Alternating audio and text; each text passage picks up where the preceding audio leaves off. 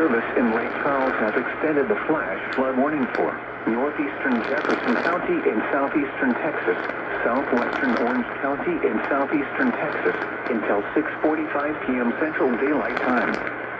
At 5:18 p.m. Central Daylight Time, Doppler radar indicated thunderstorms producing heavy rain across the warned area.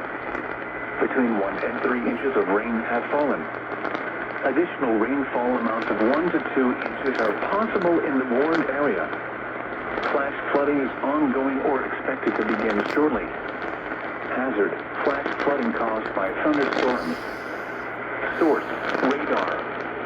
Impact: flash flooding of small creeks and streams, urban areas, highways, streets, and underpasses, as well as other poor drainage and low-lying areas. Some locations that will experience flash flooding include Beaumont, Port Arthur, Midland, Groves, Fort Neches, Bridge City, Central Gardens, and Southeast Texas Regional Airport. Turn around. Don't drown when encountering flooded roads. Most flood deaths occur in vehicles. Be aware of your surroundings and do not drive on flooded roads.